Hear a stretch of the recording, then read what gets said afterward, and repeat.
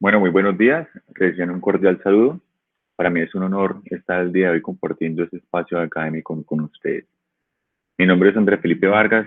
Yo soy médico de la Universidad Autónoma de Bucaramanga en Colombia. Soy residente de Medicina Interna de la Universidad Autónoma de Bucaramanga y la Fundación Oftalmológica Santander. Soy miembro adherente de la Asociación Colombiana de Medicina Interna y de igual manera soy el director científico de la página de Instagram med.interna. El día de hoy vamos a hablar de un tema muy importante, el cual es la embolia pulmonar. Y el título es una embolia pulmonar, ¿qué debemos saber? Con respecto al conflicto de interés, no tengo ningún conflicto de interés. ¿Y por qué vamos a hablar de este tema el día de hoy? Debido a que es una patología muy común que tiene una mortalidad importante, la cual es en ocasiones infradiagnosticada, en ocasiones se trata incorrectamente. Hay ciertas dudas con respecto a la parte de la clasificación y hay unos dilemas con respecto al tratamiento agudo, subagudo y crónico. Entonces vamos a empezar a hacer un abordaje de todo lo que es esta patología. Eh, como, como la base de toda esta reunión académica son las nuevas guías, o pues las guías de cardiología, vamos a sacar muchas cosas de la presentación o muchos puntos claves acerca de esta guía de la Sociedad Europea de Cardiología del año pasado. ¿Listo? Y vamos a tener un contenido, vamos a ir primero con la parte de la definición, la epidemiología, factores predisponentes, la fisiopatología, cuál es la clínica, cómo es el diagnóstico, cuál es el tratamiento, unas situaciones especiales, en especial el cáncer y las conclusiones finales. Entonces, bueno, la definición, el embolismo pulmonar hace parte de la enfermedad tromboembólica venosa. De igual manera, en la enfermedad tromboembólica venosa tenemos la trombosis venosa profunda. El embolismo pulmonar, o la embolia pulmonar, es la obstrucción de una arteria pulmonar o una de sus ramas, ya sea por un trombo, tumor, aire o grasa. Que para motivo de la presentación vamos a hablar específicamente de los trombos. De igual manera podemos clasificarlo en agudo, subagudo y crónico. Y en la presentación vamos a tocar el tema más del embolismo pulmonar agudo. Con respecto a la epidemiología, la embolia pulmonar es el tercer síndrome cardiovascular más frecuente después del infarto agudo de miocardio, los síntomas coronarios agudos y después del evento cerebrovascular isquémico cerebral. Eh, tiene una incidencia aproximadamente de 39 a 115 cada 100.000 habitantes y es responsable de cerca de 300.000 muertes al año en Estados Unidos. Entonces vemos que son unas cifras siempre importantes. La parte de la epidemiología en los últimos años, digamos en las últimas 2 décadas, ha sufrido algunas modificaciones. Vemos que la incidencia va aumentando, ¿no? Aquí tenemos unos estudios, digamos, de Estados Unidos, de Australia, Italia, España. La incidencia en estos estudios ha venido aumentando progresivamente con respecto al tiempo, digamos, de 1997 a 2006, 2007 en Estados Unidos, se ha observado un aumento de la incidencia. Y de igual manera, aquí en esta parte de la derecha tenemos la tabla de la mortalidad y vemos que las tasas de mortalidad han venido bajando, digamos, progresivamente en algunos, digamos, en este estudio chino, un poco más rápido, pero digamos, ha tenido como una tendencia a la baja. ¿Por qué? Cada vez tenemos métodos diagnósticos o cada vez tenemos más claro que tenemos que hacer con el embolismo pulmonar, con la embolia pulmonar. Entonces, el diagnóstico es mucho más confiable, o sea, se realiza en muchas más ocasiones. Y de igual manera, con la parte de la guía de práctica clínica, con tener más conocimiento acerca del tema, el tratamiento sea estandarizado, el tratamiento de soporte, el tratamiento anticoagulante. Entonces, la mortalidad ha venido disminuyendo porque estas medidas han impactado en eso. Es importante tener en cuenta cuáles son los factores predisponentes a la enfermedad tromboembólica venosa, al embolismo pulmonar y a la trombosis venosa profunda. Y los vamos a dividir en tres categorías. Los factores de riesgo fuertes que tienen un odds ratio o un OR mayor de 10, los factores de riesgo moderado que tienen un OR de 2 a 9 y los factores de riesgo leve que tienen un OR menor de 2. Si vemos los factores de riesgo fuertes, tenemos una fractura de extremidad inferior, es una fractura de cadera, ya sea una fractura de fémur, alguna fractura en algún miembro, pues algún miembro inferior, una hospitalización por insuficiencia cardíaca o fibrilación auricular en los últimos 3 meses, digamos, es esto algo digamos que muchas veces es dado por alto. Tenemos pacientes que consultan frecuentemente por exacerbación de su insuficiencia cardíaca o, digamos, por una fibrilación auricular mal controlada y pues necesitan hospitalización. Estos pacientes se ha visto que tienen tasas de embolismo pulmonar mucho más altas. Los pacientes que son llevados a reemplazo de cadera o rodilla, pacientes que tienen traumas importantes, pues ya sea, digamos, en cualquier parte de su cuerpo y de predominio en miembros inferiores. También los pacientes con infarto agudo de miocardio en los últimos 3 meses, los pacientes que tienen un embolismo pulmonar previo y aquellos pacientes que han tenido un trauma raquimolar con una lesión de la médula espinal.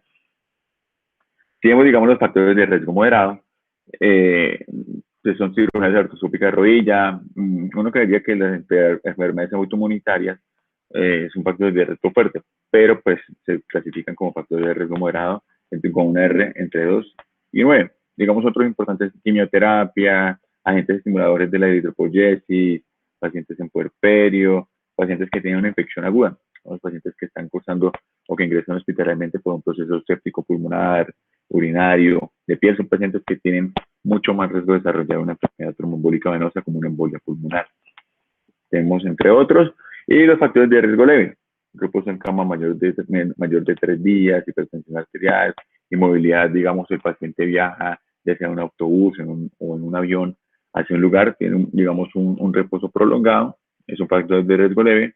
La obesidad, el embarazo y la vena varicosa. El embarazo es un OR, un factor de riesgo leve, y en cambio el puerperio, digamos, se asocia mucho más a eventos tromboembólicos. Es importante tener en cuenta esto.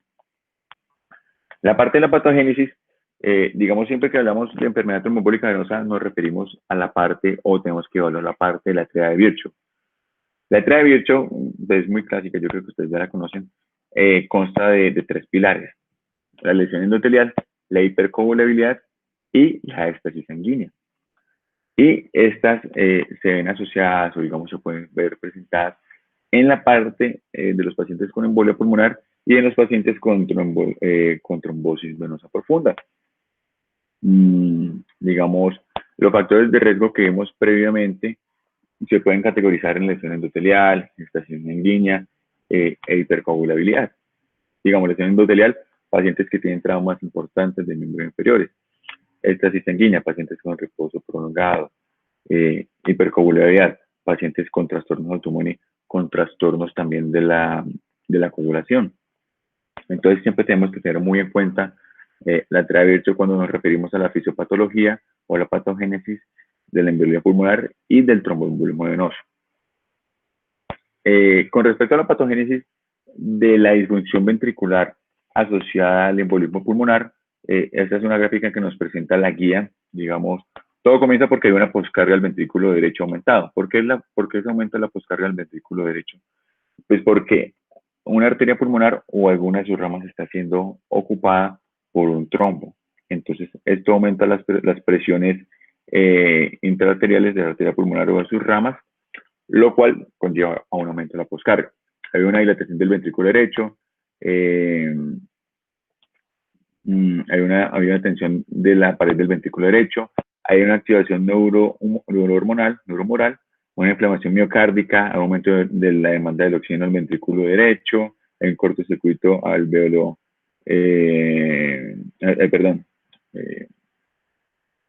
cortocircuito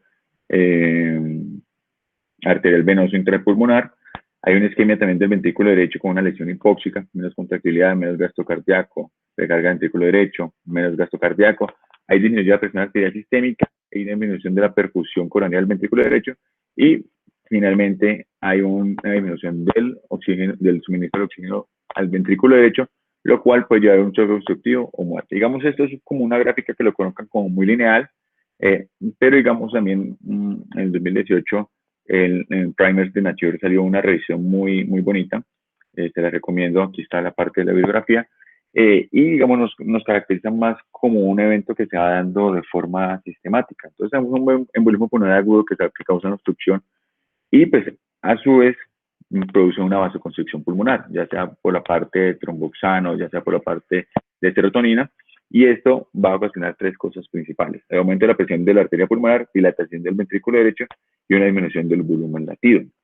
Las primeras dos hacen un aumento del estiramiento de los miocitos del ventrículo derecho, lo cual conlleva a una activación neuromoral, aumento de la demanda del oxígeno, una sincronía ventricular derecha a izquierda. Esto es muy importante, y digamos también va en relación con algunos hallazgos, digamos, electrocardiográficos, como sería la parte del bloqueo incompleto de rama derecha, o hallazgos ecocardiográficos, como sería, digamos, una alteración de la contractibilidad en dicha zona, muchas veces un aplanamiento y en algunas ocasiones, digamos, una protrusión del tabique interventricular hacia la parte del ventrículo izquierdo.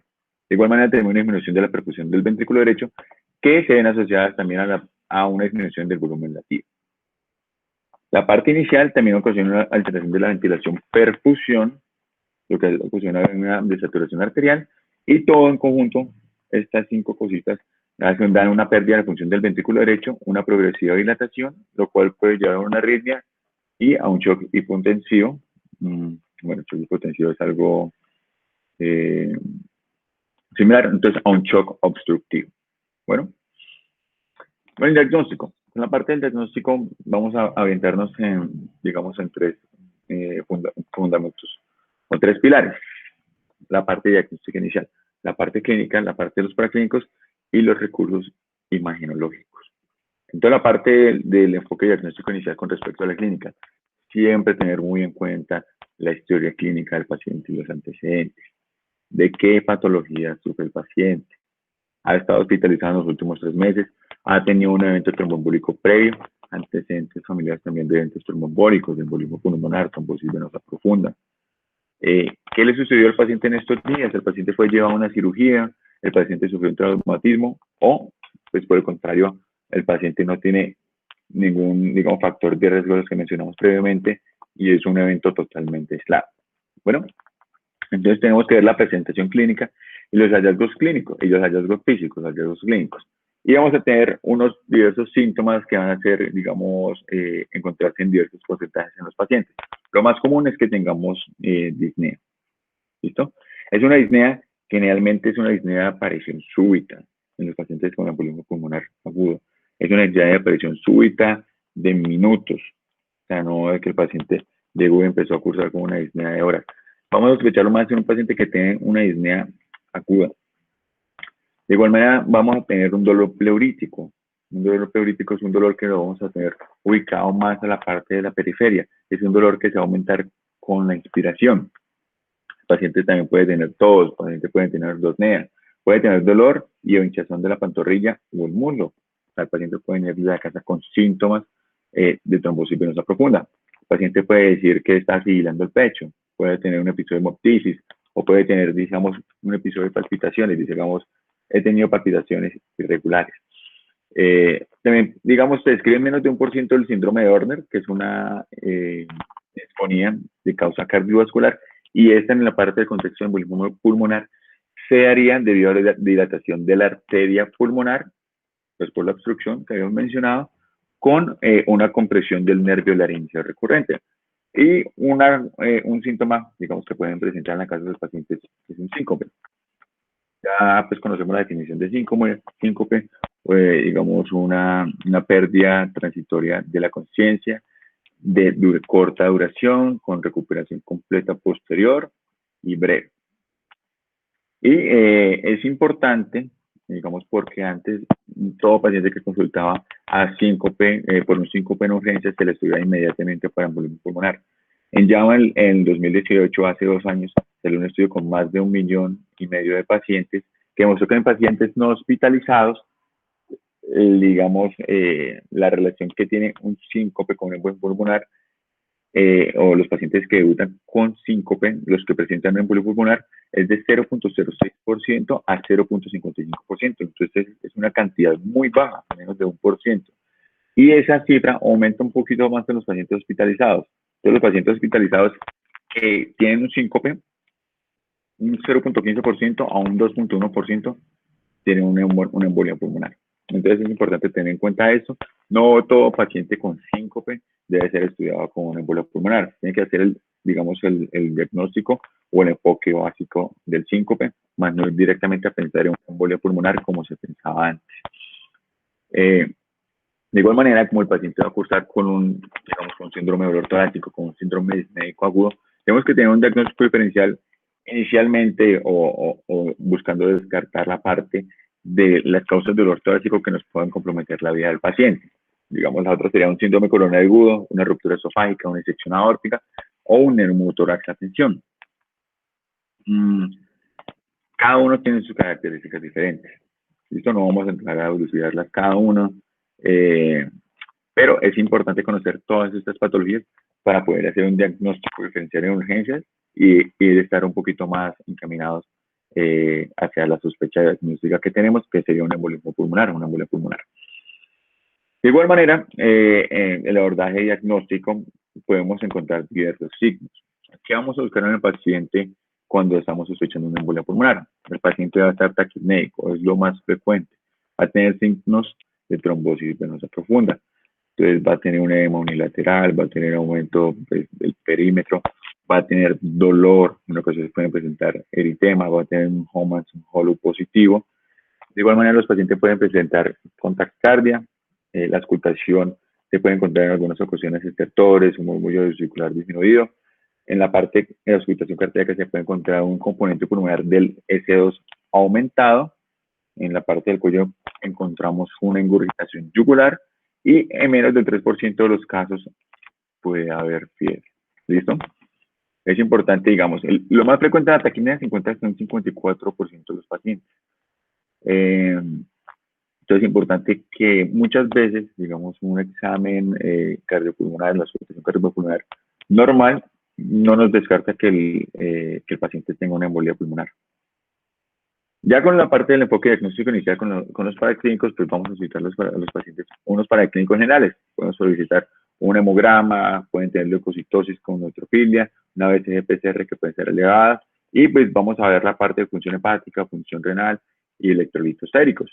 Digamos, esto no nos sirve mucho en la parte de diagnóstico inicial, pero sí nos sirve posteriormente para el tratamiento que queremos instaurar. Digamos, la función hepática tenemos que vigilar cómo está la función hepática del paciente para después, cuando lo vayamos a mandar a la casa, poder dar una articulación que no tenga interferencia con eso. La función renal es porque estos pacientes, como vamos a verlo más adelante, muchas veces son llevados a una, pues se van a usar métodos de contraste, entonces tenemos que ver la función basal del paciente.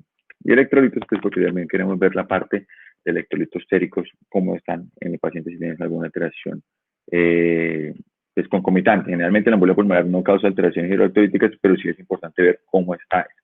Vamos a solicitar también unos gases arteriales. En este podemos encontrar una hipoxemia y vamos a encontrar un gradiente alveolo arterial aumentado. Vamos a hacer la parte del oxígeno.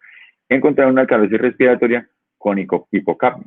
Entonces eso va a ser más que todo en la parte inicial. El paciente, mencionábamos que va a estar taquipnéico, el paciente va a tener una frecuencia respiratoria más elevada, va a estar barriendo mucho más CO2, lo cual va a llevar a una alcalosis respiratoria con una hipocapnia. Ya a medida que va progresando, el paciente va entrando más en un shock, podemos entrar más a una acidosis metabólica por una hiperlactatemia debido al shock.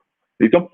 Unos biomarcadores cardíacos, ya sea como la troponina o péptidos natriuréticos, no los vamos a solicitar de manera inicial. La troponina, si se quiere, digamos, entrar o si se tiene sospecha de un síndrome coronario agudo, para descartarlo completamente. Pero en el enfoque de embolismo pulmonar no lo vamos a solicitar inicialmente. ¿Listo? Vamos a solicitarlo después. Ahorita más tarde vamos a ver cómo. Y son marcadores que nos dan, digamos, más un pronóstico. Cómo nos va a ir el paciente y si tiene mayor riesgo de mortalidad inicial. Digamos, unos paraclínicos iniciales muy importantes, pero que no vamos a solicitar de entrada. Que vamos a solicitar dependiendo de una regla de predicción clínica que también vamos a mencionar eso. Es el dímero D. Entonces, ¿el dímero D qué es? Es un producto de degradación de la fibrina. ¿Para qué nos sirve? El dímero D es digamos, es una molécula o es un laboratorio que nos da un alto valor predictivo negativo. ¿Qué quiere decir esto? De que si el paciente tenemos una sospecha de una embolia pulmonar y tiene un dímero D negativo, es muy improbable que esté cursando con una embolia pulmonar. ¿Por qué? Pues como mencionamos la embolia pulmonar, por la parte de trombos, pues se producen trombos. Y en los trombos hay degradación de la fibrina. Entonces, todo paciente con embolia pulmonar debe tener un dímero D elevado.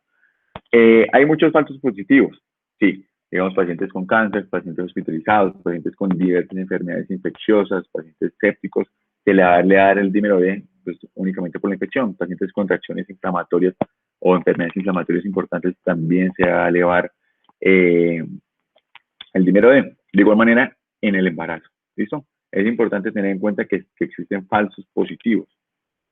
Entonces, para reconocerlos y para llevarlo al contexto clínico. ¿Cuándo consideramos que un dímero D es positivo? Cuando tenemos un valor de mayor de 500 nanogramos mililitro. Ese es el punto de corte. Y también tenemos que saber que el dímero D se ajusta a la edad. También el dímero D, a medida de que envejecemos, va subiendo su valor. Entonces, lo podemos corregir después de los 50 años, cogiendo la edad del paciente, multiplicándola por 10. ¿Listo? Entonces, si tenemos un paciente de 70 años, lo multiplicamos por 10, el punto de corte de este paciente será 700. Entonces, unos puntos muy importantes con respecto al dímero D. Con respecto al electrocardiograma. El electrocardiograma es un examen inicial básico que se tiene que solicitar en todo paciente con sospecha de embolia pulmonar. ¿Listo? Entonces, muchas veces, ¿qué nos esperamos encontrar en el electrocardiograma? Nos esperamos encontrar un electrocardiograma así. Entonces, esperemos un momentico, no sé ustedes que observen, cómo interpreten el electrocardiograma. Pero digamos, este es como el electrocardiograma soñado o el que describen siempre, con una espera encontrarse una embolia pulmonar aguda. Entonces, ¿qué tenemos? El clásico S1, Q3, T3. Tenemos también aquí una onda invertida en derivaciones de un B1, B2, B3, B4. Tenemos también una S1, S2, S3. Esos son signos que sugieren sobrecarga ventricular derecha. Tenemos un eje a la derecha. Entonces, encontramos S1, Q3, T3, pensamos de una vez en embolia pulmonar. ¿Cuál es la realidad? ¿Qué es lo que nos encontramos casi siempre? Una taquicardia sinusal. Esto sin ningún otro hallazgo, sin una alteración en el eje, sin alteraciones en la repolarización. Entonces, en la parte del electrocardiograma en un embolismo pulmonar, podemos encontrar diversos hallazgos generales, ya sea como una taquicardia sinusal, que es lo más frecuente. Podemos encontrar también arritmias auriculares, lo más frecuente es una fibrilación auricular, un bloqueo incompleto de rama derecha de las de His, un eje a la derecha, y lo segundo más frecuente en embolismo pulmonar son las alteraciones inespecíficas del segmento ST. Bueno, también vamos a encontrar unos signos, digamos unos hallazgos en el EKG, que nos orientan más hacia hallazgos de sobrecarga ventricular derecha. Esos hallazgos de sobrecarga ventricular derecha se dan en los pacientes que tienen embolismo pulmonar mucho más, digamos, más severo, más de mayor nivel trombótico, pacientes que están con mayor compromiso en la parte hemodinámica. Entonces son pacientes que están clínicamente peor, o que la parte de su corazón, de su ventrículo derecho, está respondiendo de una manera no adecuada secundaria a la embolia pulmonar. Entonces, el patrón S1 con T3, que es el McQueen-White, es el que todos van de una vez. Embolismo pulmonar S1 con T3, pero este se observa menos del 5 al 10% de los pacientes con embolia pulmonar. También podemos encontrar el patrón S1, S2, S3, una onda T negativa de 1 a B4, un patrón QR en B1 o una Q en derivaciones inferiores, de 2, de 3. A ver, esto es importante, recordar los hallazgos generales. Vamos a encontrarles mucho más frecuentes que los hallazgos de sobrecarga ventricular izquierda. Sin embargo, cuando encontremos los hallazgos de sobrecarga ventricular izquierda, saber que, digamos, son mucho más específicos para una embolia pulmonar. Ya con la radiografía del tórax, lo mismo. Tenemos una radiografía de tórax. ¿Qué esperamos encontrar? Esperamos encontrar, digamos, estas dos cositas o los signos clásicos que nos refieren en una embolia pulmonar aguda. Entonces, miremos ¿cuál te parece que es el signo que está presentando el paciente acá? Y pues, siendo más específicos, ¿cuál es el signo que está presentando el paciente acá? Entonces, aquí tenemos la joroba de Hampton y aquí tenemos el signo de Westermarck. La joroba de Hampton es una esposidad en forma de cuña en el segmento lateral del lóbulo medio, aquí lo observamos claramente.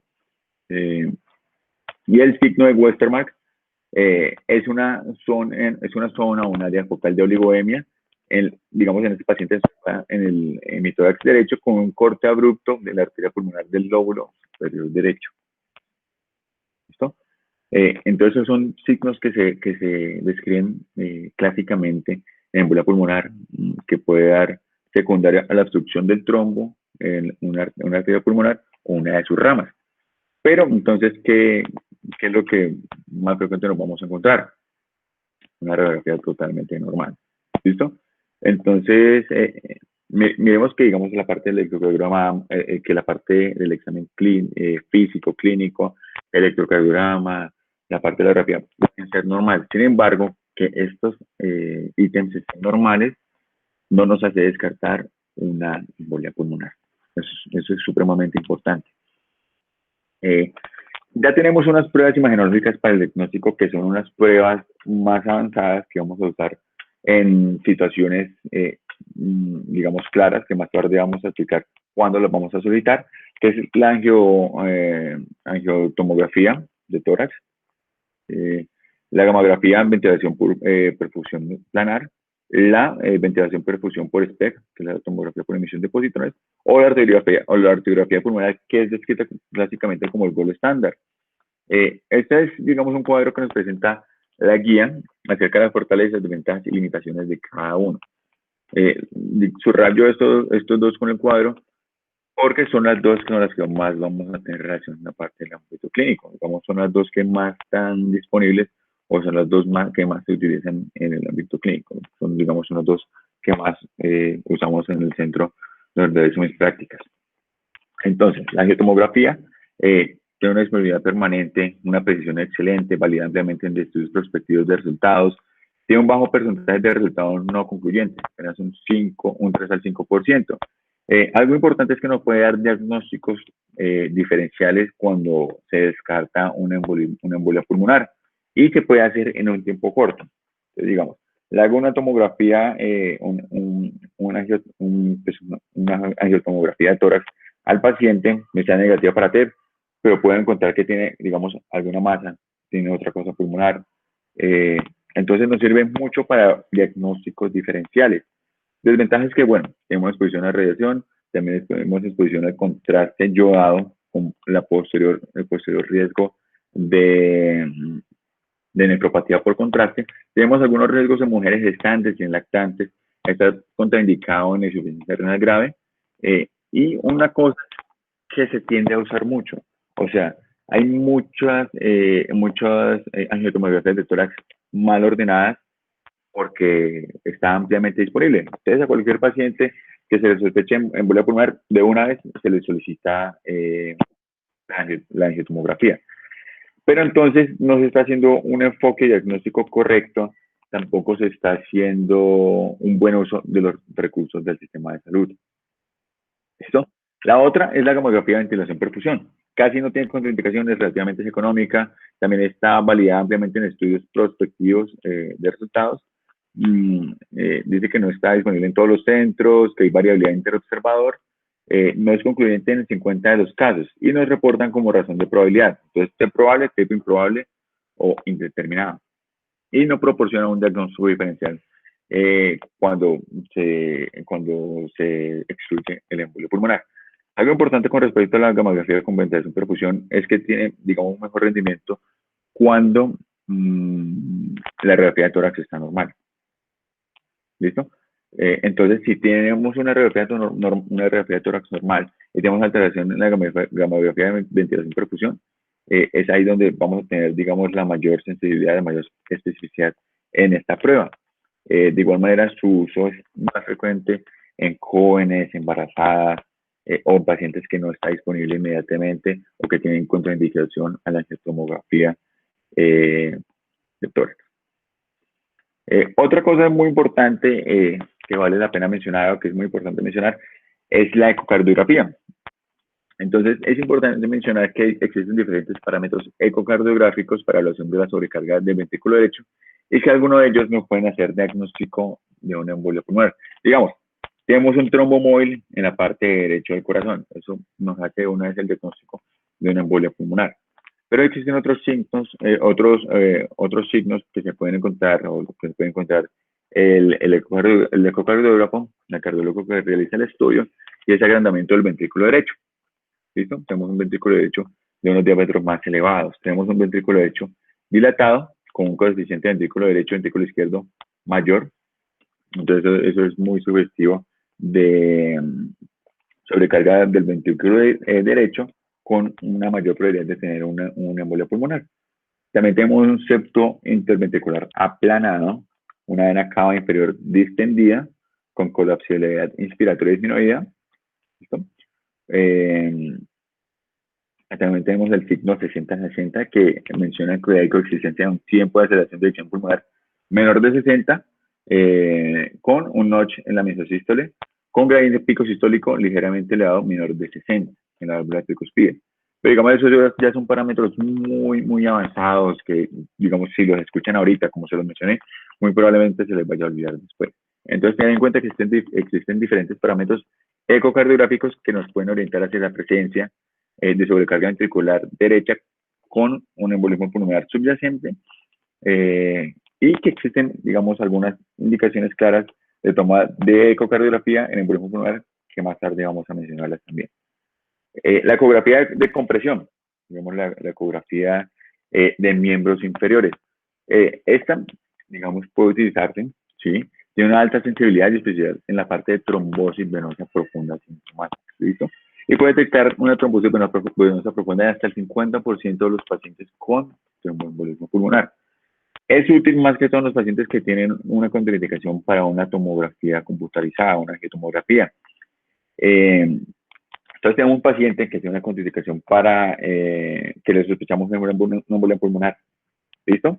Y tiene contraindicación para la angiotomografía, digamos, tiene una enfermedad renal crónica severa o tiene alergia al método de contraste. El paciente tiene adicional síntomas de trombosis venosa profunda. Si le solicitamos la ecografía y encontramos un hallazgo, una TVP proximal, digamos, eso es razón suficiente para decir que el paciente en la clínica que está presentando pulmonar, más el hallazgo en miembros inferiores, tiene un embolismo pulmonar, y con eso podríamos iniciar el diagnóstico e iniciar el tratamiento. Sin embargo, aunque hagamos el diagnóstico por este método, siempre tenemos que estratificar el riesgo de gravedad y de mortalidad que puede tener el paciente, que eso más tarde pues, lo vamos a ver. Entonces, el signo o lo que vamos a observar en la ecografía de compresión es una comprensibilidad disminuida. Como acá tenemos una arteria de miembros inferiores, acá tenemos una vena de miembros inferiores. La compresibilidad está disminuida, la cual es, digamos, el signo más confiable o el signo que tenemos para diagnosticar una trombosis venosa profunda. Entonces, también vamos a hablar de la escala de probabilidad clínica. ¿Listo? La escala de probabilidad clínica tenemos diferentes ítems. Tenemos el algoritmo Gears, tenemos los criterios de Wells y tenemos la regla de probabilidad clínica de Ginebra. Con estos dos, después vamos a hablar los criterios de Perl. Bueno, entonces, ¿para qué nos sirve la regla o digamos las escalas de probabilidad clínica PT? Es para saber qué tanta probabilidad tiene este paciente de presentar una embolia pulmonar. ¿Listo? Los validados son los que mencioné. Digamos, tenemos la regla de probabilidad clínica de Ginebra.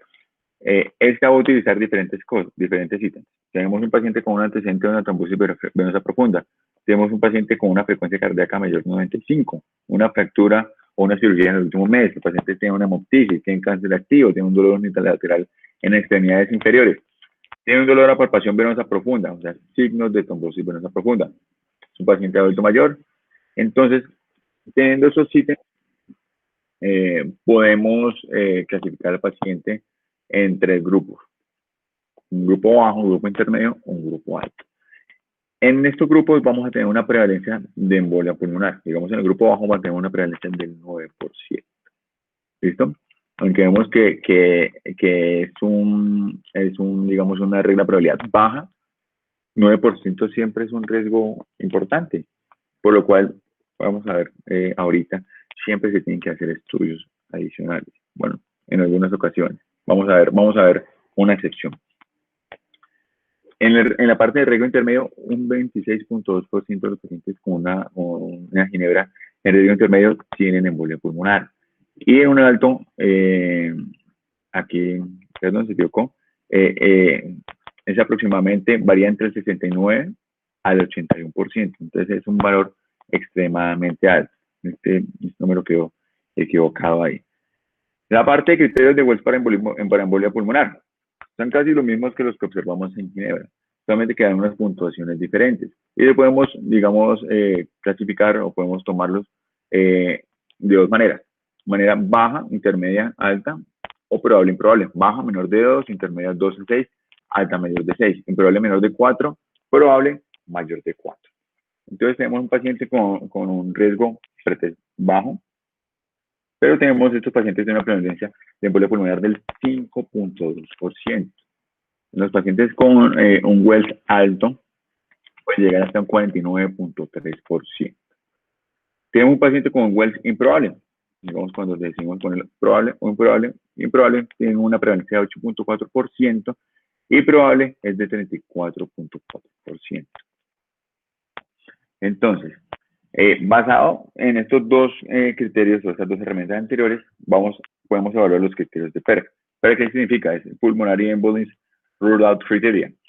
Entonces, esto nos va a ayudar a tener el proceso diagnóstico y no ordenar pruebas innecesarias cuando el paciente no cumple ninguno de estos 8 criterios, mayor de 50 años, que el paciente esté taquicárdico, que esté saturado, menor de 95, toman una situación menor como 95, una inflamación unilateral en la pierna, haya cursado con hemoptisis, tengo un trauma o cirugía en las últimas 4 semanas, tengo un antecedente de trombosis venosa profunda o embolia pulmonar, o tenga una terapia de reemplazo hormonal con uso de estrógenos exógenos.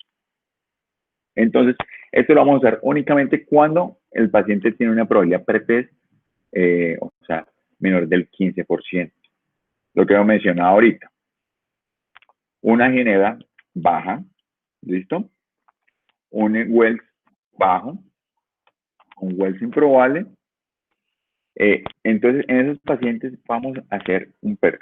Si el paciente con una ginebra baja, un Wells improbable, un Wells bajo, nos da todos los criterios de PERC negativos, se dice que podemos descartar tranquilamente la presencia de una embolia pulmonar aguda. Entonces, es muy importante los criterios de PERC. Bueno, el algoritmo GERD es un algoritmo que se publicó en la revista Lancet en el año 2017 y es un algoritmo que se basa en solicitar el dímero D y evaluar la presencia de 3 ítems, que es la parte de signos de trombosis venosa profunda, que el paciente haya cursado con hemoptisis o que la embolia pulmonar sea el diagnóstico más probable.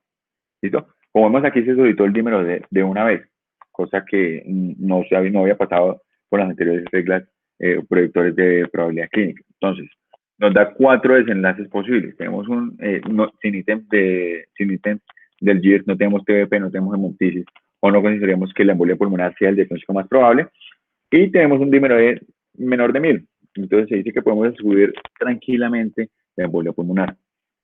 Tenemos 0 ítems del GIR, pero tenemos un dímero de mayor de 1000. Recordemos que habíamos puesto que el valor normal o digamos un valor negativo del dímero D está hasta 500. ¿Listo?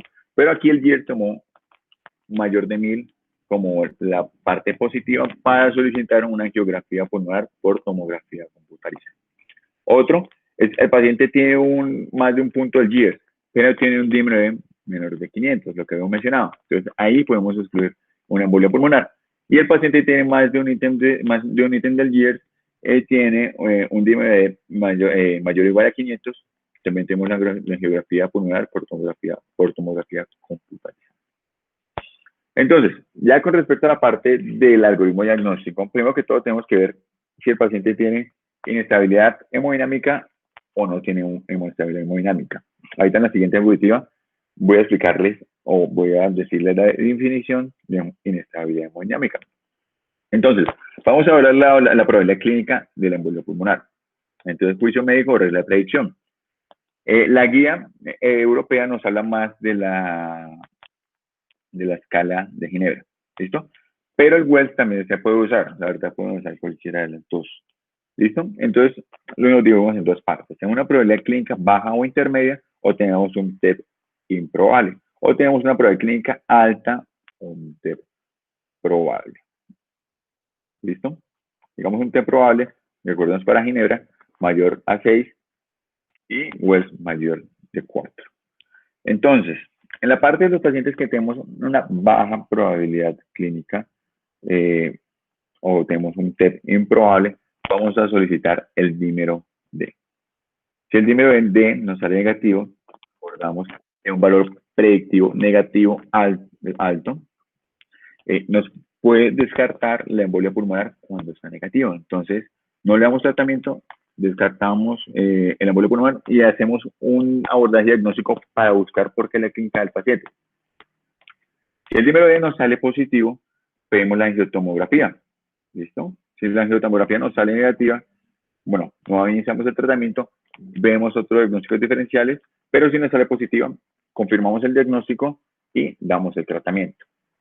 Esos son los pacientes que no tienen inestabilidad hemodinámica. Bueno, pero si tenemos un paciente en el que sospechamos una embolia pulmonar y tenemos de entrada unas escalas de probabilidad preclínica, pretest, tenemos un Wells probable, Wells alto, tenemos un Ginebra alto, probable, vamos a pedir de entrada una angiotomografía de tórax. ¿Listo? Eso es muy importante.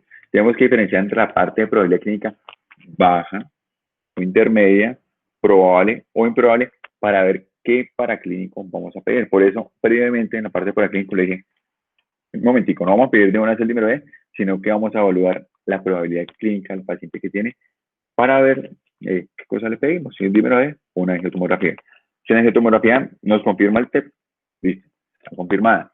Pero no, nos dice que no hay hallazgos sugestivos, pues no damos tratamiento anticoagulante, podemos no darlo, o, digamos, hacemos la investigación adicional, el diagnóstico diferencial adicional, ¿no? Pues porque el paciente de igual manera está cursando con clínicas que nos hizo sospechar que tiene una embolia pulmonar. Toca llegar a un diagnóstico certero.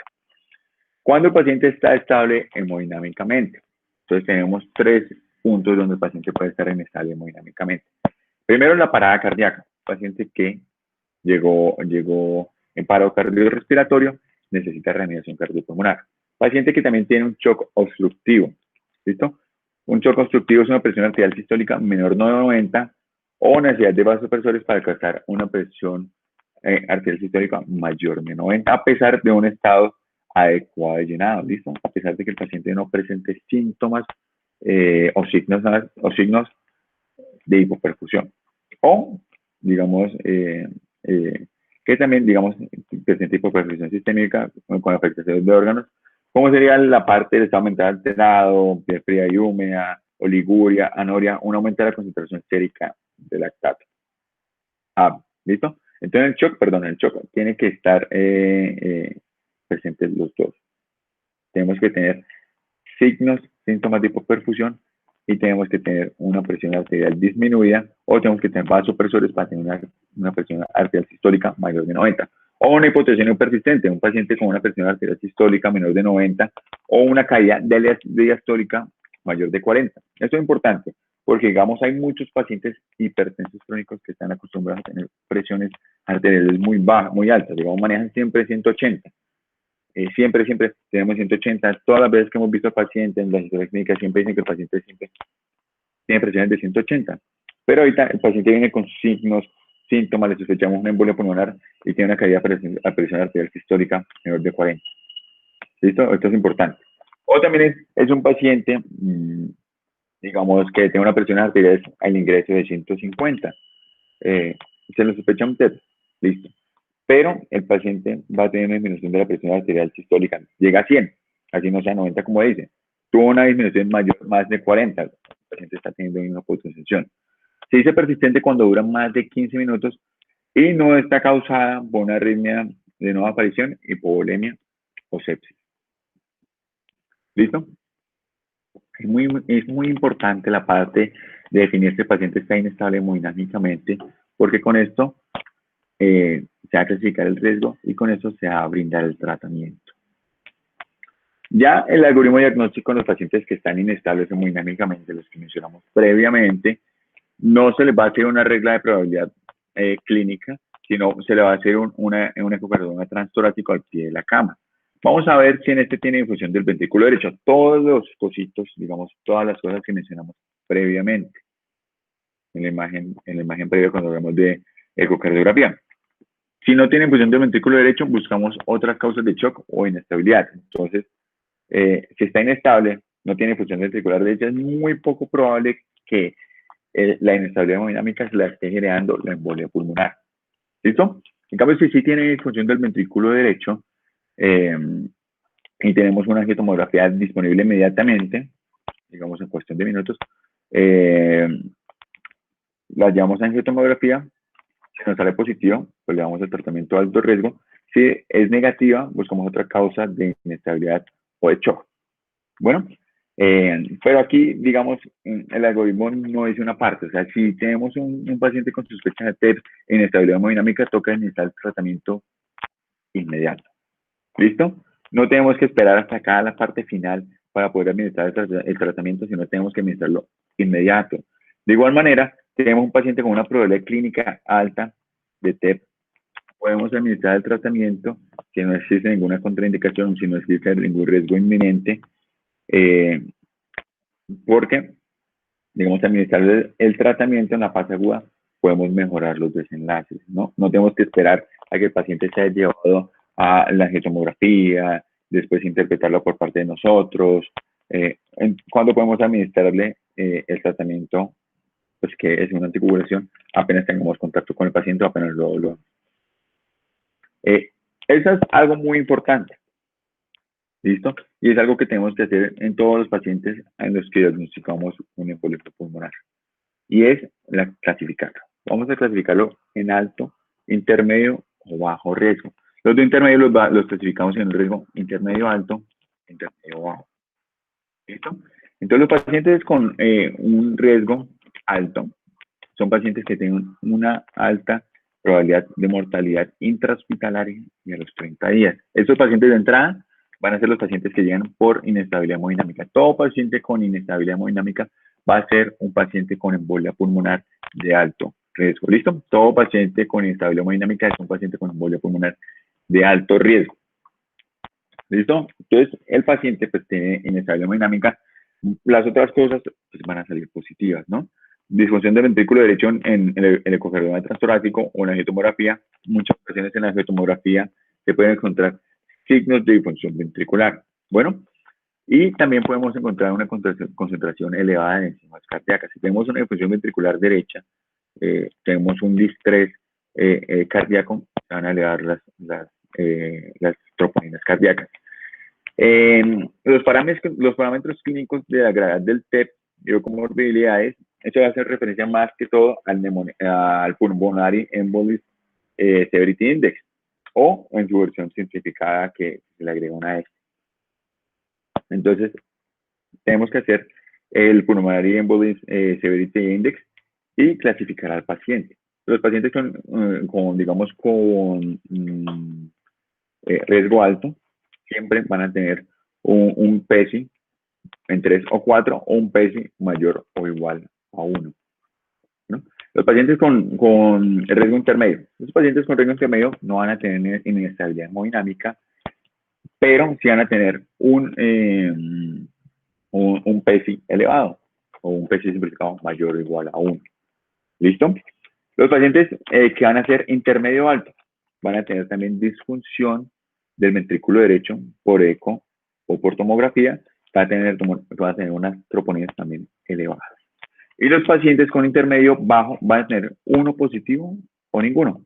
¿Listo? Tenemos un paciente que tiene un PESI elevado, pero que no tenemos hallazgos de disfunción ventricular derecha en el eco ni aleación de la enzima cardíaca. Entonces lo clasificamos como un paciente intermedio bajo de una vez por la parte del PESI. ¿Listo? Y pacientes con intermedio, con riesgo bajo, son pacientes que no tienen estabilidad hemodinámica, que PESI les da negativo, no tienen alteraciones en la función ventricular derecha en el eco, y si se les evalúa la troponina, no va a ser positiva. ¿Listo? Entonces es importante. Todo paciente con embolia pulmonar se tiene que pedir un eco. Bueno, a los pacientes con embolia pulmonar de bajo riesgo es opcional pedir la parte de la troponina cardíaca, del biomarcador cardíaco. Entonces es importante aprenderse esa clasificación, ¿listo? Porque también dependiendo de esto vamos a tener el tratamiento. Aquí es para mostrar la parte del Pulmonary Emboli Severity Index. Qué pena, aquí se comió una letra. Y pues evalúa diferentes cosas, digamos la edad, el sexo, si el paciente tiene cáncer, antecedente de falla cardíaca crónica, enfermedad pulmonar crónica, si está taquicárdico, si está hipotenso, si está taquipnéico, si tiene hipotermia, ¿listo? Si tiene estado mental alterado, o si tiene una saturación arterial de oxihemoglobina menor del 90%. Y la parte del riesgo, la parte de la clasificación de los grupos, nos van a dar riesgo de mortalidad. Digamos, el grupo de los pacientes que tienen más de 125 puntos tienen un riesgo de muerte muy alto, más del 10 a casi el 25%. Entonces, esos pacientes, 1 de cada 4 se nos pueden morir. En cambio, los pacientes que tienen en su versión simplificada, un puntaje mayor o igual a 1 tienen un riesgo de muerte a los 30 días de 10.9%. Entonces, por eso los pacientes van a ser clasificados en un riesgo intermedio, son pacientes que se tienen que tener mucho más cuidado. Este es un algoritmo que se nos presenta la guía, ¿listo? Que, digamos, conjuga también la parte de anticoagulación. Tenemos un paciente con embolia pulmonar aguda, ¿no? Ya la tenemos diagnosticada. Vamos a iniciar la anticoagulación. Como mencioné previamente, no es necesario tener una confirmación del embolia pulmonar, sino cuando tenemos una sospecha diagnóstica importante, se le puede ir iniciando la anticoagulación al paciente. Vemos si el paciente tiene inestabilidad hemodinámica. Tiene inestabilidad hemodinámica, de entrada es de alto riesgo. ¿Listo? Como hemos visto en la clasificación. De entrada es de alto riesgo, el tratamiento va a ser de repercusión, de soporte hemodinámico inmediato. ¿Listo? O tenemos el paciente sin inestabilidad hemodinámica. Entonces, vamos a distinguirlo entre el paciente con embolia pulmonar de bajo riesgo o de riesgo intermedio. Entonces, signos clínicos de gravedad, de TEP o comorbilidad importante. Para eso es el pulmonar, el PES o el PES simplificado. O, de igual manera, también podemos usar los criterios de Hestia. Los criterios de Hestia nos pueden hablar de la gravedad de embolia pulmonar o nos pueden ver las comorbilidades que tiene el paciente. Y de igual manera, digamos, unos criterios de Hestia negativos nos pueden ayudar para, en los pacientes de bajo riesgo, tener más seguridad de un tratamiento ambulatorio temprano. El otro punto es si el paciente tiene una difusión del ventrículo derecho en el eco o en el angiotac. Entonces, si uno o dos están presentes, el paciente tiene un PESI elevado, o digamos alternativamente tiene un GT elevado, principalmente vamos a usar el PESI, ¿listo? O si tiene disfunción del ventrículo derecho, vamos a tomar las troponinas. Si las troponinas están positivas, vamos a tener pues, el paciente de riesgo intermedio alto, o si las troponinas están negativas, un riesgo intermedio bajo.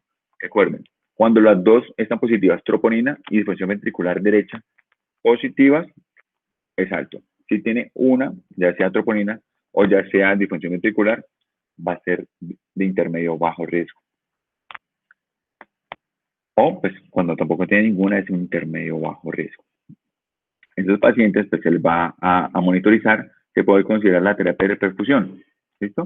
Sí hay deterioro clínico, como mencioné. Los pacientes con terapia de reperfusión inmediata es únicamente los pacientes que son de alto riesgo. Pero igual se tiene que monitorizar. El paciente puede presentar hipotensión a lo largo de la hospitalización, a lo largo de la parte aguda de la embolia pulmonar. Son pacientes que se tienen que vigilar, se tienen que hospitalizar. Si el paciente, el ítem 1 y 2 están ausentes, no tenemos signos de una embolia pulmonar grave o comorbilidades importantes, no tenemos disfunción en el eco, pues es un paciente que hace un eco de bajo riesgo. Entonces tenemos que ver si el paciente tiene alguna otra razón para hospitalización, qué otras comorbilidades tiene el paciente, tiene algún factor psicosocial, el paciente proviene, digamos, de algún pueblo, de alguna vereda, la parte del acceso al sistema de salud no es muy adecuado, tiene un buen acceso familiar o social. Entonces, si el paciente no cumple, pues digamos, tiene alguno de estos pues, negativos, no tiene apoyo social, tiene alguna otra comorbilidad, no tiene un acceso fácil a la atención médica, vamos a hacer una vigilancia intrahospitalaria del paciente, ¿listo? Y si todos son ciertos, podemos dar una alta precoz con un tratamiento domiciliario. Entonces, con las generalidades del tratamiento, entonces tenemos que identificar cuál es el escenario clínico que está el paciente. El paciente está con inestabilidad hemodinámica, digamos con paro cardíaco, está hemodinámicamente inestable o está hemodinámicamente estable. Si tenemos un paro cardíaco, vamos a dar terapia de reperfusión. ¿Listo? Inicialmente una terapia de reperfusión tenemos que tener la sospecha. Generalmente la terapia de reperfusión es 0.6 miligramos kilogramo de RTPA, máximo 50. Posteriormente se le administra heparina no fraccionada y posteriormente la anticoagulación oral cuando esté estable. Tenemos paciente hemodinámicamente inestable con un trombo ventricular derecho. Vamos a iniciarle heparina no fraccionada, un bolo de 80 unidades internacionales kilogramos, después continuar a 18 unidades internacionales hora y vamos a ajustar con homograma. Lo ideal es tenerlo en un rango del TPT de 1.5 a 2, 2.3 veces el esfuerzo normal. Y posteriormente se puede dar un anticoagulante oral cuando esté estable. El paciente que está hemodinámicamente estable, vamos a iniciar la anticoagulación y vamos pues, a ver cuál es el riesgo del paciente, ¿no? Lo que hemos dicho. Si el paciente tiene un riesgo intermedio alto, intermedio bajo, o el paciente tiene un riesgo bajo. Los pacientes con riesgo bajo, que también tienen los criterios de gestión negativo, vamos a considerar una anticoagulación, vamos a considerar una anticoagulación con anticoagulante oral directo y también podemos considerar un egreso temprano. Pacientes con riesgo intermedio son pacientes que vamos a iniciar tratamiento si no se ha iniciado antes con heparina bajo peso molecular y vamos a realizar un monitoreo y una hospitalización. Todos los pacientes tenemos que ofrecerle asistencia ventilatoria y mecánica. Si el paciente está desaturado o menor de 90, tenemos que ofrecer oxígeno. ¿Listo? Estos pacientes también pueden cursar con disfunción ventricular derecha, pueden cursar con insuficiencia ventricular derecha aguda. Entonces, importante que en ellos podemos usar, digamos, retos de líquidos, podemos usar también fármacos vasoconstrictores, ya sea como la norepinefrina, o inotrópicos, ya sea como la dobutamina. En algunos casos se puede llegar a considerar la asistencia con ECMO y importante, como vamos a mencionar cada una, es la parte del filtro de vena cava inferior. El filtro de vena cava inferior es en un paciente que tenemos una embolia pulmonar ya diagnosticada y que tiene alguna contraindicación absoluta para iniciar una anticoagulación. Ejemplo, un sagrado activo. ¿Listo? Tenemos unas reglas también de la anticoagulación.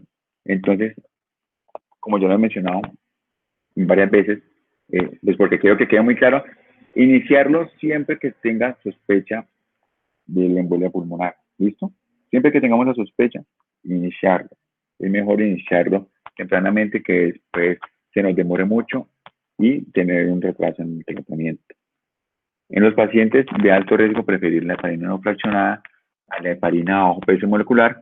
La trombolisis únicamente en alto riesgo. Vamos a preferir la heparina bajo peso molecular a la heparina no fraccionada en riesgo bajo y riesgo intermedio. Cuando se inicia anticoagulación oral, preferir anticoagulante oral directo en vez de antagonista de vitamina K. Antagonista de vitamina K, preferirlo en síndrome de anticuerpo fosfolípido y no dar anticoagulante oral directo en enfermedad renal crónica grave, embarazo, lactancia o síndrome de anticuerpo antifosfolípido. Listo, con respecto a la terapia trombolítica, vamos a hacerla con RTPA, que es el activador tisular del plasminógeno recombinante. Tiene unas dosis, la dosis estándar es 100 miligramos en 2 horas. También está escrita en la literatura una dosis de 50 miligramos en pacientes que están inestables hemodinámicamente. Perdón. Y también está la dosis de 0.6 miligramos kilogramos, que la que hemos mencionado antes, que sea en 15 minutos. Y esa se va a usar más que todo cuando hay una inestabilidad hemodinámica extrema, como es el contexto de un paro cardiorrespiratorio. Tenemos otras, que es la streptokinasa o la uroquinasa, sin embargo, digamos, son trombolíticos de primera generación. Tienen, digamos, la parte de infusión es más complicada, la dosificación es más complicada, tienen mayor efectos adversos, pueden tener más potencial de alergia. Entonces, idealmente, si está disponible, la parte de usar el RTPA. Hay unas contraindicaciones muy importantes, hay unas contraindicaciones absolutas y unas contraindicaciones relativas para trombolizar al paciente. Son casi las mismas que digamos, tenemos para trombolisis en pacientes con infarto o miocardio. Entonces, están aquí, las pueden leer, pero cuando estén con el paciente, no vamos a confiarnos de la memoria. ¿Listo? Cuando estemos en el paciente, siempre tenemos que hacer el checklist, ver, digamos, conseguir la lista completa y en la cabecera del paciente ir descartando que no vaya sufriendo ninguna de esas. No vamos a confiar de que se nos vaya a pasar alguna, que el paciente sí tenga alguna contraindicación absoluta, que terminemos trombolizándolo y que pues, hagamos más daño que beneficio, ¿no? Perdón. La parte de las relativas no son contraindicaciones relativas, tiene que ver el contexto clínico del paciente para ver si se da la terapia trombolítica o no.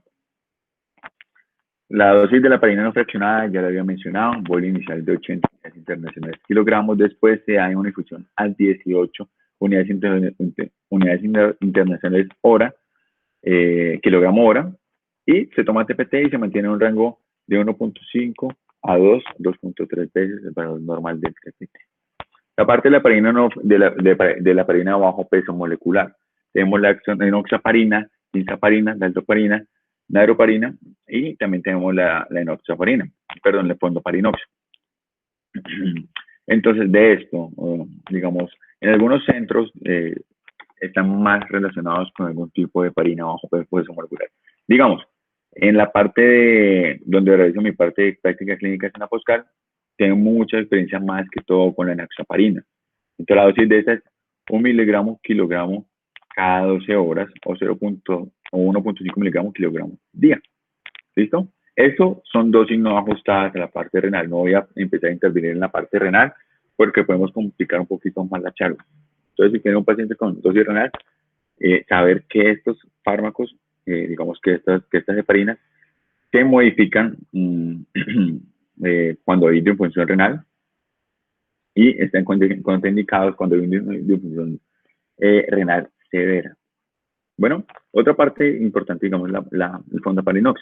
Y este es importante porque se puede usar en pacientes con HIT, que es trombocitopenia inducida por heparina.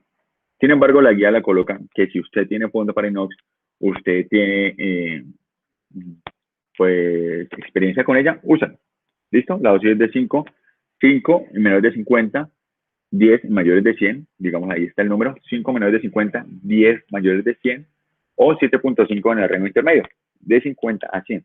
Y la dosis también está cada día. La parte de los anticoagulantes orales directos. Tenemos pues 3 principalmente, coloco estos 3 porque estos 3 son los 3 disponibles en la parte de nuestro contexto, en la parte de Colombia, que no está disponible en Colombia. Y es importante decir que tienen tres fases de tratamiento. Una fase aguda, un tratamiento a largo plazo o una terapia extendida. La parte de rivaroxaban en la fase aguda tiene que darse 15 miligramos cada 12 horas por 21 días. ¿Listo? Después de los 21 días se va a dar 20 miligramos cada día. Con respecto a la Pixaban, la fase aguda 10 miligramos cada 12 horas por 7 días. Después de los 7 días vamos a dar 5 miligramos cada 12 horas. Bueno, y la Vigatran vamos a hacer, podemos decir que como una terapia puente y dar heparina de bajo peso molecular por 5 días y si posteriormente dar la Vigatran a dosis de 150 miligramos cada 12 horas. La terapia extendida con respecto a rivaroxaban, podemos bajar 10 miligramos cada 24 horas después de los 6 meses. ¿Listo? Los pacientes que vamos a darle una terapia más prolongada, una articulación prolongada extendida. La parte de la Pixaban, 2.5 miligramos cada 12 horas después de 6 meses. Y con el Ligatran no hay estudios, digamos, que valen la disminución de la dosis. Acá hay unas indicaciones muy prácticas, digamos, qué hacer en pacientes con embolia pulmonar. Digamos, iniciar prontamente la anticoagulación, digamos, medir o inmediatamente medir la parte de la presión arterial, la frecuencia cardíaca, la saturación de oxígeno, la frecuencia respiratoria, ver la parte de disfunción ventricular izquierda, evaluar el riesgo de sangrado, considerar la parte de tratamiento temprano ambulatorio en pacientes con un bajo riesgo y dar unas indicaciones claras de seguimiento en la parte del alta. Unas dudas en la parte del embolio pulmonar es la parte de que se utiliza la parte de la heparina si el paciente está estable con disfunción ventricular derecha. ¿Listo? También acerca de procedimientos adicionales, si la trombolisis está posible, o la parte de la necesidad de anticoagulación en pacientes con un embolismo pulmonar subsegmentario. En eso no hay tanta evidencia. Y no hacer, digamos, implantar un filtro de una cava inferior si la anticoagulación es posible. ¿Listo? Muchas veces existen casos donde, bueno, anticoagulémoslo y una vez colocamos el filtro para disminuir mucho menos la probabilidad de un embolismo pulmonar subsecuente. Entonces, no. Si anticoagulamos, no colocamos filtro de una cava inferior. ¿Listo? Esto también. Buscar por cáncer si no hay signos clínicos que nos digan la presencia del mismo. Usar un exceso de fluidos en la parte aguda o usar la parte de la prueba de laboratorio para ajustar la dosis de anticoagulantes orales directos. En embolismo pulmonar no sean dosis reducidas de anticoagulantes. ¿Listo? Como sean digamos, en fibrilación auricular, que tenemos el paciente con fibrilación auricular, le queremos dar apixaban, el paciente pesa menos de 60 kilos, mayor de 80 años, tiene una creatinina mayor a 1.5, le movemos la dosis a 2.5, ¿no? Aquí en embolismo pulmonar eso no se da. Una cosita importante, cuando damos, digamos, terapias por radiología intervencionista, terapias dirigidas por catéter, terapias de trombectomía, cuando falla la trombolisis en los pacientes de alto riesgo. Bueno, eso es un punto muy claro que no voy a colocar en las diapositivas. ¿Cómo y hasta cuándo la anticoagulación? La anticoagulación la vamos a dar como 3 meses como mínimo. ¿Listo? Y la guía menciona 3 veces como mínimo para todos los pacientes. Pero si tenemos un paciente con embolia pulmonar provocada, vamos a darle únicamente 3 meses. El paciente tuvo un factor de riesgo mayor o intermedio, reversible, ya desapareció, se le puede dar únicamente por 3 meses. Mencionan por más de 3 meses cuando es recurrente, no provocada, un paciente que tiene más de un episodio de evento trombólico tipo embolia pulmonar no provocado, se le da de manera indefinida, más de 3 meses. De igual manera, para los pacientes que tienen un síndrome de anticuerpos antifosfolípidos, estos pacientes tienen que irse a la casa con antagonistas de vitamina K. Los anticoagulantes orales directos no han demostrado ser efectivos o ser equiparables con la warfarina para esta condición. De más de 3 meses se puede considerar al paciente con primer episodio de embolia pulmonar no provocada, pero en esos pacientes tenemos que evaluar muy bien la parte del riesgo-beneficio y el riesgo de recurrencia y el riesgo de sangrado. Esta es una tablita que nos presenta la guía que el riesgo estimado de recurrencia a largo plazo, dependiendo de los factores de riesgos que tuvo el paciente, y están muy relacionados con los factores predisponentes que vimos al principio. Tenemos un paciente con un riesgo de recurrencia bajo. Es un paciente que tenía un factor de riesgo o que tiene un factor predisponente con un OR mayor de 10, los que mencionamos. Listo, digamos la fractura, la parte de reemplazo, tuvo una cirugía, el paciente tuvo un antecedente de un infarto con miocardio, una descompensación por falla cardíaca o fibrilación auricular los últimos 3 meses. Entonces son pacientes que podemos decir que es más provocado, que tienen un riesgo más bajo de recurrencia. Alto, podemos decir que al año 8% de esos pacientes, si no reciben anticoagulación, va a tener otro episodio de embolia pulmonar.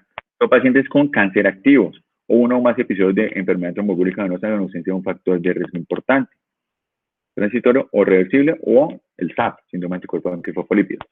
Entonces, ahí está la parte de importancia en ver si es provocado o no provocado, recurrente, o si el paciente tiene SAP.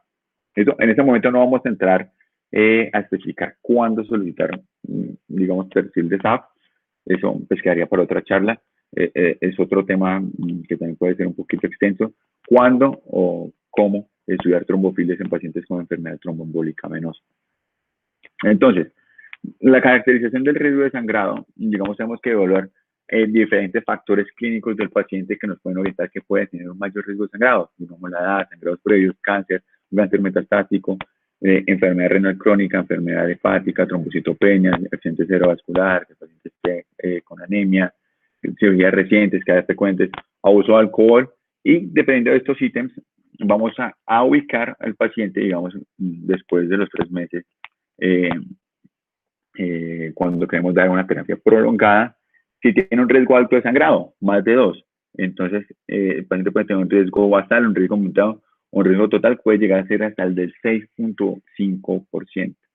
Entonces, tenemos que equiparar en el paciente con anticoagulación, que le queremos planear anticoagulación oral crónica prolongada, el riesgo de sangrado y el riesgo de trombosis. De igual manera, también la decisión del paciente, incluir mucho al paciente en las decisiones, explicar al paciente cuáles son los riesgos, cuáles son los beneficios. ¿Listo? Y entonces el paciente, también incluir al paciente en la decisión de continuar o no continuar el anticoagulante. Una situación especial en la que quería hablar es el paciente con cáncer. Ese es un contexto que vemos muchísimo. Entonces le traigo un algoritmo que salió este año que me gustó mucho. Entonces tenemos un paciente con cáncer y evento tromboembólico agudo. Entonces, estos pacientes pues, pueden tener una trombocitopenia, ¿no? Cáncer puede ser también cualquier cáncer o cualquier neoplasia hematolinfoide que pueden cursar con recuentos plaquetarios muy bajos. Entonces, me disculpa acá es menos de 50.000. Entonces, tenemos que ver el riesgo de progresión de la enfermedad tromboembólica venosa o la carga trombótica. Si tenemos un riesgo bajo, tenemos una plaqueta menos de 25.000, no anticoagulamos, ¿listo? Una plaqueta más de 25.000, no anticoagulamos. Si tenemos las plaquetas mayores de 25.000, entre 50.000, damos dosis de anticoagulación bajas o profilácticas. Eso ajusta cada anticoagulante. O tenemos un riesgo de progresión alto. Si tenemos un riesgo de progresión alto, lo mejor es transfundir al paciente y dar una dosis de anticoagulación plena, ya sea con heparina de bajo peso molecular o con heparina no fraccionada. En otra parte del algoritmo tenemos unas plaquetas mayor a 50.000. Y tenemos, aquí tenemos que hablar diferentes ítems para ver si vamos a colocar al paciente con heparina de bajo peso molecular o un anticoagulante oral directo. En los anticoagulantes orales directos hay evidencia. ¿Sí? Hay evidencia, no voy a entrar digamos, a ahondar en todo eso, pero hay evidencia con respecto a la parte del apixaban, rivaroxaban, y con respecto a la parte del edoxaban. Con respecto a la apixaban han salido diferentes estudios. Este año salió un estudio en New England Journal que mostró que el apixaban, en comparación con heparina a bajo peso molecular, tuvo menos eventos, menos recurrencia con igual tasa de sangrado, lo cual puede ser una alternativa en el tratamiento ambulatorio de pacientes con cáncer y de pacientes con eventos tromboembólicos agudos. ¿Listo? Pero una cosa que se ha visto en los anticoagulantes orales directos es que cuando tienen cáncer gastrointestinal o genitourinario, estos pacientes suelen sangrar más. ¿Listo? Suelen sangrar más y suelen tener peores desenlaces. Entonces, no les vamos a dar un anticoagulante oral directo a pacientes con neoplasia gastrointestinal o genitourinaria. ¿Listo? Entonces, alto riesgo por sangrado del tracto gastrointestinal genitourinario, no. Acá se continúa acá en la parte izquierda está el anticoagulante oral directo. Tenemos sospecha de interacción medicamentosa con anticoagulante oral directo. Nos vamos para allá. Y también la preferencia del paciente, ¿no? Muchas veces se le explica al paciente, aunque normalmente los pacientes van a preferir tomar 2 pastillas al día, una pastilla al día, que inyectarse 2 veces al día. eso es mucho más común para ellos, ¿no? Entonces, siempre toca tener la preferencia del paciente. Entonces, dependiendo de lo que mencionamos, decidimos si ponerlo con anticoagulante oral directo o con heparina bajo peso molecular. Orientarnos mucho más, digamos, a evidencia actual, podemos agresar a los pacientes con anticoagulante oral directo si no está con cáncer genitourinario gastrointestinal y no hay interacciones medicamentos importantes. Si no se puede dar heparina bajo peso molecular o anticoagulante oral directo, pues dar antagonista de vitamina K, que no es lo más recomendable. O sea, lo más recomendable, que más tiene evidencia, heparina bajo peso molecular, anticoagulante oral directo. A estos pacientes los tenemos que anticoagular por 6 meses, ¿listo?